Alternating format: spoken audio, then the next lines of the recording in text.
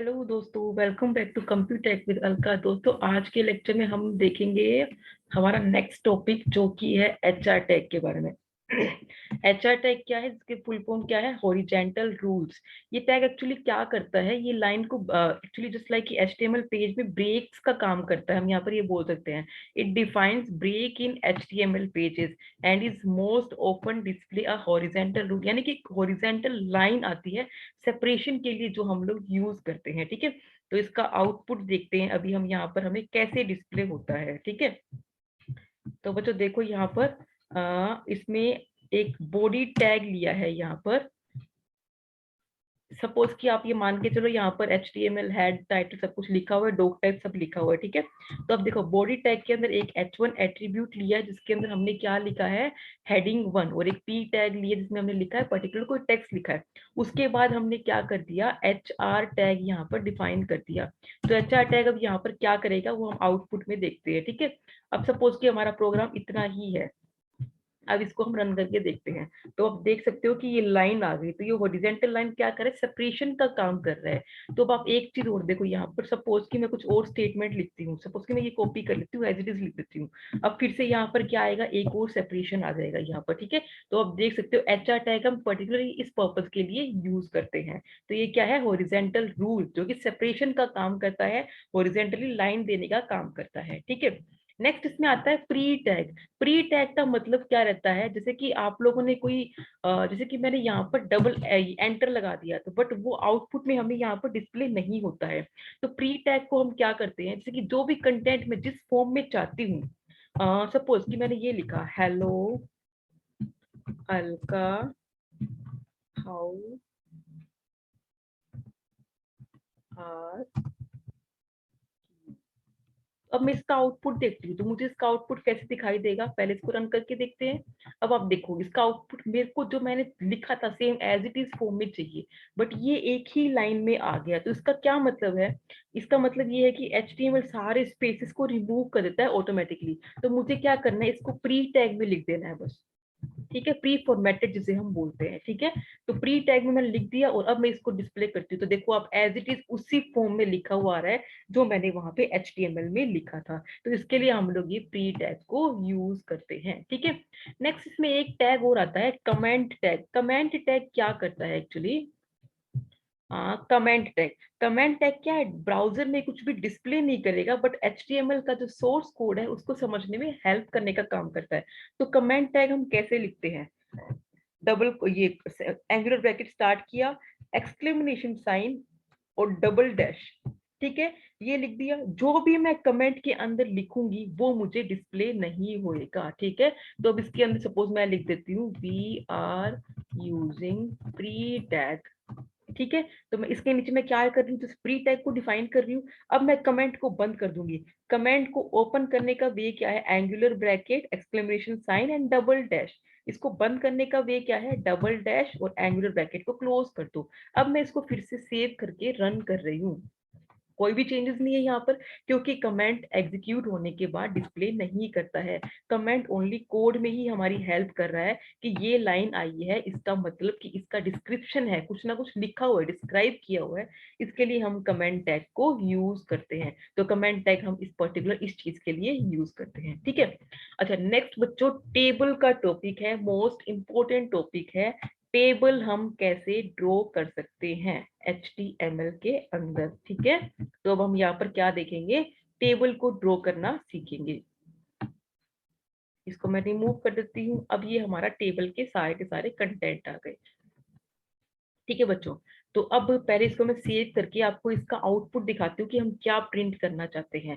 अब तक तो हम क्या कर रहे थे, नॉर्मली टेक्स्ट डाल रहे थे, इमेजेस डाल रहे थे, कोई लिंक डालना हो तो लिंक डाल रहे थे। अब सपोज कि मुझे वेब पेज पे ही टेबल क्रिएट करनी हो, तो उसके लिए मैं क्या करूंगी, तो मैंने यहाँ पर एक सैंपल लिया है, पर्टिकुलर कोई कॉलेज या स्कूल कुछ भी आप एज्यूम कर सकते हो। एक टाइम टेबल लिया है, यानी कि मंडे को फर्स्ट लेक्चर होता है कंप्यूटर का, और ये जो कंबाइंड लेक्चर है यहाँ पर ट्यूसडे को यहाँ पर FA का और कंप्यूटर का होता है, वेडनेसडे को BM और FA का होता है, थर्सडे को इको और BM का होता है, मंडे को यानी कि 2 लेक्चर कंटिन्यू होते हैं, फिर हाफ टाइम हो जाता है, फिर थर्ड लेक्चर कंप्यूटर का, फिर बीएम का, फिर एफए का, फिर इको का। ठीक है, तो अब ये डिजाइनिंग देखेंगे हम लोगों ने, कैसे ये बॉर्डर लगा, कैसे येलो कलर आया, कैसे ये वाला बॉर्डर लगा, कैसे इसमें और इसमें इतना गैप आया, ये जो सेल है इसमें इतना गैप कैसे आया। तो ये सारी चीजें हम लोग यहाँ पर डिस्कस करेंगे। ठीक है, सबसे पहले हम क्या लेते हैं, टेबल टैग लेते हैं। टेबल टैग ले लिया मैंने, और लास्ट में मैं टेबल को बंद कर दूंगी। ठीक है, मैंने यहाँ पर इसको बंद कर दिया। ठीक है, तो ये काम हो गया टेबल टैग का। उसके बाद हम क्या करेंगे, हम लोग हमेशा यहाँ पर रो वाइज काम करेंगे। तो ये क्या है, ये एक रो है, ये 2 रो है, ये 3 रो है, 4 रो है, 5 और 6, टोटल 1 2 3 4 5 6 रो। कॉलम कितने हैं, 1 2 3 4, तो 4 कॉलम है और 6 हमारी रो है। ठीक है, तो रो वाइज हम काम करेंगे। तो जितनी मेरी रो है उतने मेरे को टी आर टैग लेने, टेबल रो, 1 TR 2 TR 3 TR 4 TR 5 TR 6 TR, यानी कि टीआर क्या है, एक टैग है मेरा। ठीक है, अब देखो आप यहाँ पर पहले हम क्या करते हैं, टेबल को बॉर्डर दे देते हैं 2। अब आपने 2 का बॉर्डर का आउटपुट देखा, अब मैं 4 देती हूँ और आप आउटपुट देखना। टेबल का बॉर्डर हो गया, देखो ये 4 यहाँ पर। ठीक है, नेक्स्ट मैं टेबल को अलाइनमेंट दे देती हूँ, ये सेंटर है तो मैं इसे राइट कर देती हूँ, मैंने इसको राइट कर दिया। अब आप देख सकते हो टेबल राइट में आ गई। ठीक है, अब इसका बीजी कलर ऑरेंज है, सपोज कि मैं रेड कर देती हूँ, रेड किया। अब इसका आउटपुट देखो, टेबल का कलर रेड हो चुका है। ठीक है, अब इसमें सेल स्पेसिंग 10 है, सेल जो टेबल के अंदर सेल्स है उसकी स्पेस कितनी होनी चाहिए, अब मैं इसको 20 कर देती हूँ। अब देखो सेल डिफरेंस देखना, आप लोग पर्टिकुलर एक सेल को पकड़ लो और डिफरेंस देखना। अब देखो ये वाला गैप हमारा बढ़ चुका है। ठीक है, ये वाला गैप हमारा बढ़ चुका है, ये वाला गैप, ये वाला गैप। ठीक है, सेल पैडिंग नेक्स्ट क्या है, सेल के अंदर का जो ये वाला गैप है ना, ये वाला हम इंक्रीज करेंगे अभी। ठीक है, ये 20 है, इसको 30 कर देते हैं एक बार। अब आप देखो ये इंक्रीज हो गया ना ये वाला। ठीक है, अब मैं इसको फिर से कम कर देती हूँ ताकि हमें वो समझ में एक ही पेज पे क्लियर दिखाई दे। ठीक है, तो अब देखो ये 20 मैंने फिर से कर दिया। सेल स्पेसिंग क्या कर रहा है, ये वाला काम कर रहा है, सेल पैडिंग ये वाला काम कर रहा है। ठीक है, विड्थ एंड हाइट, टेबल की हाइट और विड्थ इंक्रीज करनी हो तो मैं इसको 40 कर देती हूँ, विड्थ इंक्रीज, ये मैंने 40 कर दिया, और हाइट इसकी ऐसे इंक्रीज करनी है तो वो मैं कर सकती हूँ। तो ये थी हमारी सारी टेबल के एट्रीब्यूट्स विद देयर वैल्यूज। ठीक है, अब इसके अंदर मैं रो वाइज काम करूंगी। तो रो वाइज मैं काम कर रही हूँ यहाँ पर। तो पहले मैंने क्या लिया है, एक टी आर लिया है। टी आर क्या रिप्रेजेंट कर रहा है, एक रो को रिप्रेजेंट कर रहा है। ठीक है, पर्टिकुलर एक रो के अंदर मैं काम कर रही हूँ, तो उस रो का जो भी काम है वो सारा किस में आना चाहिए, सेंटर में आना चाहिए। देख लो, क्योंकि फर्स्ट वाली रो में मैंने सारा डाटा कहाँ लिखा है, टाइम टेबल सेंटर में लिखा है। सपोज कि मैं इसे हटा देती हूँ, अब हम आउटपुट देखे क्या आता है। अब देख सकते हो आप आउटपुट टाइम टेबल यहाँ पे आ गया।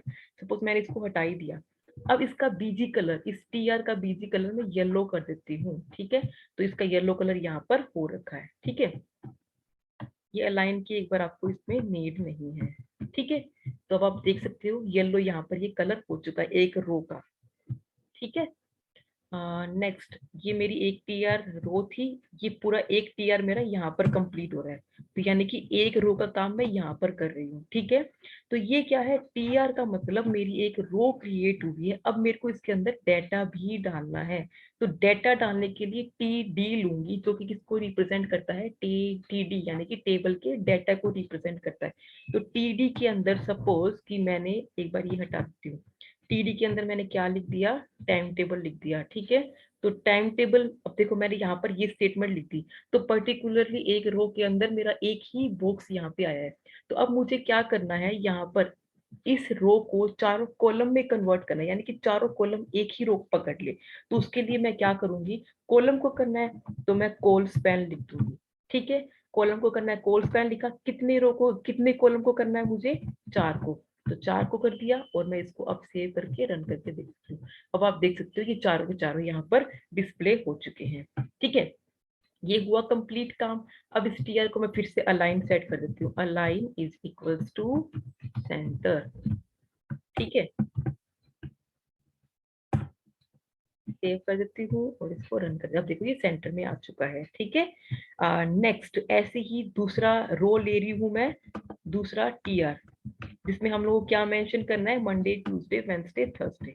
ठीक है, ये चारों मेंशन किए, ये चारों अलग अलग लिखूंगी मैं। टीडी एक मंडे के लिए टीडी अलग होएगा टेबल डाटा, ट्यूसडे के लिए टेबल डाटा अलग होएगा, वेंसडे के लिए अलग होएगा और थर्सडे के लिए अलग होएगा। ठीक है, आप लोग यहाँ पे देख सकते हैं। इसको मैं सेव कर देती हूँ, फिर मैं इसको रन करती हूँ। मंडे का अलग, ट्यूसडे का अलग, वेंसडे का अलग, थर्सडे का अलग। ठीक है, नेक्स्ट, अब नेक्स्ट थर्ड रो के लिए नेक्स्ट टीडी लूंगी। ठीक है, इसके लिए मुझे क्या करना पड़ेगा,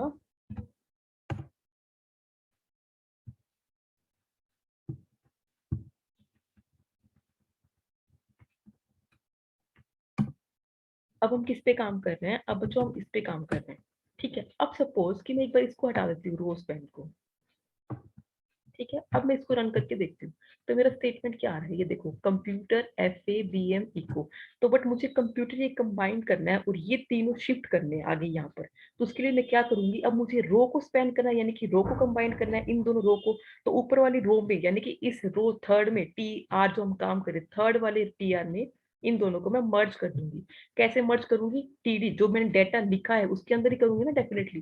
तो row span is equals to 2, only 2 को मर्ज कर रहे हैं, तो मैं 2 को मर्ज कर देती हूँ।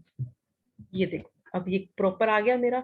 अब ये मैंने 2 को मर्ज कर दिया, तो थर्ड वाली रो में एक डेटा तो मेरा ये वाला आ गया, बाकी रेस्ट तीनों, ओनली 3 ही आएंगे, TD। तो मैंने यहाँ पर TD 3 लिख दिए। ठीक है, अब देखो फोर्थ रो में आ गए, ये फर्स्ट कंप्लीट है, सेकंड कंप्लीट है, थर्ड कंप्लीट है। फोर्थ का मैं ये वाला डेटा थर्ड पे लिख चुकी हूँ, तो फोर्थ में मैं ओनली 1 2 3, ओनली 3 ही TD लूंगी यहाँ पर। तो अब आप देख सकते हैं यहाँ पर, ये देखो बच्चों, 3 ही TD लिए हैं मैंने यहाँ पर। ठीक है, ये देखो, ये आया मेरा फोर्थ रो के लिए। अब मैं इसको एग्जीक्यूट करती हूँ, तो ये देखो, कंप्यूटर FABM। अब कंप्यूटर की जगह सपोज मैं कुछ और लिख देती हूँ, यहाँ पर मैथ्स लिख देती हूँ। अब आप देखो यहाँ पर, ये देखो मैथ्स लिखा हुआ आ गया है। ठीक है, तो ऐसे ये काम कर रहा है। अब फिफ्थ रो क्या है, fifth row as it is यही वाली है फर्स्ट वाली। तो उस पर हमें क्या करना है, एक TR ले रहा है और उस पर एक TD जो हाफ टाइम लिखा हुआ होगा उसको कोल स्पेन कर दो 4 से। ठीक है, अभी देखते हैं ये क्या बता रहा है हमें। ठीक है, ये देखो, इसमें एक ही स्टेटमेंट है, क्योंकि हम लोग क्या कर रहे हैं, एक ही TR के अंदर, एक TR के अंदर एक ही वो डाल रहे हैं डेटा। तो उसको मैंने क्या किया, हाफ टाइम को कोड स्पेन कर दिया 4 से। ठीक है, नेक्स्ट वाला क्या है, नेक्स्ट वाला चारों है सेम एज इट इज, यानी कि सेकंड वाला as it is copy paste कर लो और समझ में आपको आ ही गया अच्छे से। ठीक है, ये ऐसे काम कर रहा है।